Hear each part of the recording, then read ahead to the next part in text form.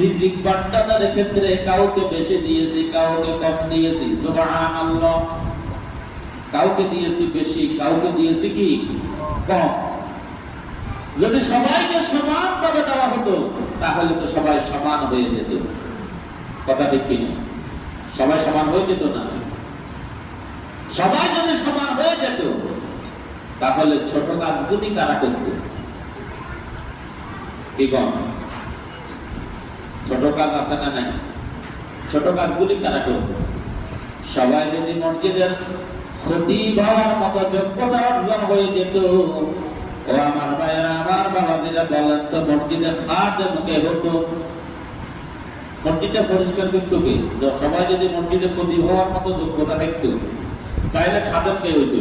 মসজিদটা পরিষ্কার করতো কে? সবাই যদি যোগ্যতা অর্জন করতো খতিব হওয়ার, তাহলে তো খাদেমের কাজটাও তো খতিব সাহেবকে করা লাগতো। ঠিক কিনা বলেন? সবাই যদি সমান হয়ে যেত তাহলে ড্রাইভিংটাকে করতো যিনি কোটিপতি, কোটি কোটি টাকার মালিক, তাহলে তো আপনাকে নিজেকেই তো ড্রাইভিং এর কাজটাও করা লাগতো। ঠিক কিনা বলেন? সবাই যদি সমান হয়ে যেত বাথরুমের টাঙ্কিটাকে সাফ করতো, বলেন কে সাফ করতো? সবাই যদি সমান হয়ে যেত বাথরুমের টাঙ্কিটাকে সাফ করতো, তাহলে ওটা তো নিজেই করা লাগতো। কথা ঠিক কিনা? সবাই যদি সমান হয়ে যেত তাহলে রান্নাঘরের কাজটা কে করতো? অনেক বাড়িতে, অনেক ঘরে, ঢাকা শহরে গেলে বাসা বাড়িতেও দেখা যায় অনেক মহিলা বাসা বাড়িতে রাখা হয় রান্না করার জন্য। ঠিক কিনা বলেন? তাহলে এই যে রান্না করার কাজটা কারা করতো? ওই কাজটাও তো নিজেই করা লাগতো। সবাই যদি সমান হয়ে যেত আমার ভাইরা, আমার বাবাজিরা, তাহলে বলেন এই যে জামাটা সেলাই করে আমি আমার গায়ে দিয়েছি, আমি তো আমার এই বয়সে আমার জীবনে একটা জামা আমার সেলাই করি নাই, আমি জানি না। যদি সবাই সমান হয়ে যেত, জামাটা সেলাই কে করতো? তাহলে তো নিজের জামাটা নিজেই সেলাই করে পরা লাগতো। কথা ঠিক কিনা বলেন? আমার ভাইরা, আমার বাবাজিরা, সবাই যদি সমান হয়ে যেত তাহলে এই যে জমিনের দাম কাটার কাজটা কে করতো? এই কাজটা কে করত?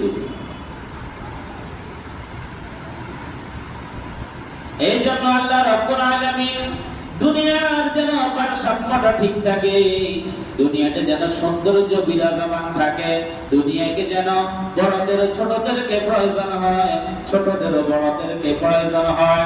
এই জন্য আমার আল্লাহ রাব্বুল আলামিন কাউকে দিয়েছেন বেশি, কাউকে দিয়েছেন কম। সবার প্রতি, সবার কাছে সবার জরুরত আছে না নাই? আছে না নাই?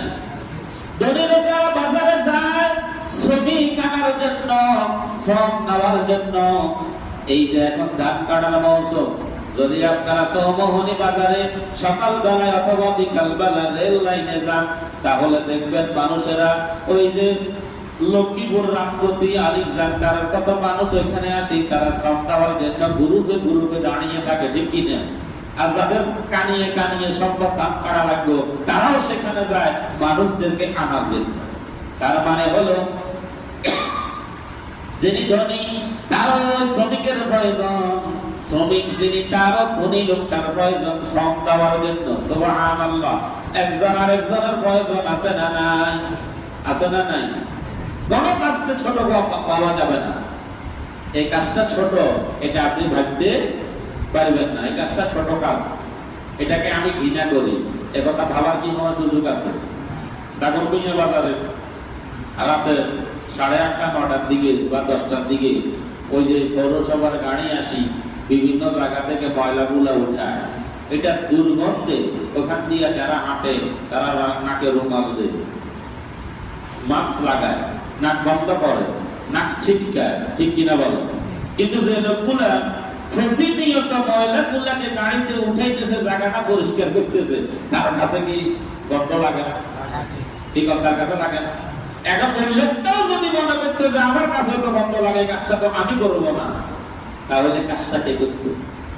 সব লোকগুলা যদি সমান হয়ে যেত সব লোকগুলো যদি সমান ধনী হয়ে যেত, তাহলে এই কাজটা কে করতো? এই কাজটা তো আমাকে আর আপনাকেই করা লাগতো, ঠিক কিনা বলে? এখন তো আমি আর আপনি নাক ছিটকে ওখান দিয়ে নাক ধরে হেঁটে যাই, তখন তো আমাকেই করা লাগতো, আপনাকেই করা লাগতো। এই জন্য আমার ভাইয়েরা, আল্লাহ রাব্বুল আলামিন হাতের আঙ্গুলগুলোকে একসাথে সমান বানান নাই। একটা আঙ্গুল বড়, একটা আঙ্গুল ছোট, একটা মাঝারি, এরকম আছে না নাই?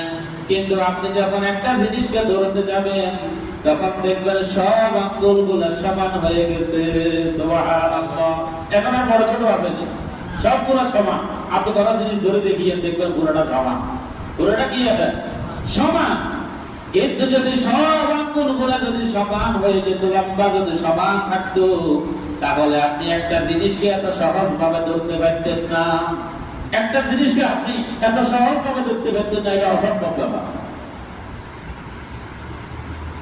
আপনি একটা জিনিসকে এত সহজে এখন পাতার লোকমা মুখে দেন, এত সহজে আপনি লোকমাটা মুখে দিতে পারতেন না।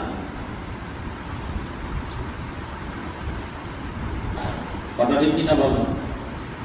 এখানেও আল্লাহ রাব্বুল আলামিন ভারসাম্য রক্ষা করেছেন, যে সবগুলো সমান নয়, বড় ছোট আছে, কিন্তু আপনি যখন কাজ করতে যাবেন তখন সবাই সমান, তখন সবাই কি সমান। আল্লাহ রাব্বুল আলামিন সৃষ্টি থেকে শিক্ষা নেওয়ার জন্য বলেছেন, এখান থেকে শিক্ষা নাও। কোন লোক ধনী, কোন লোক গরিব। ধনী লোকের কথা বলতে পারবে না আমার শ্রমিকের প্রয়োজন নাই, শ্রমিক বলতে পারবে না আমার ধনীর কোনো প্রয়োজন নাই।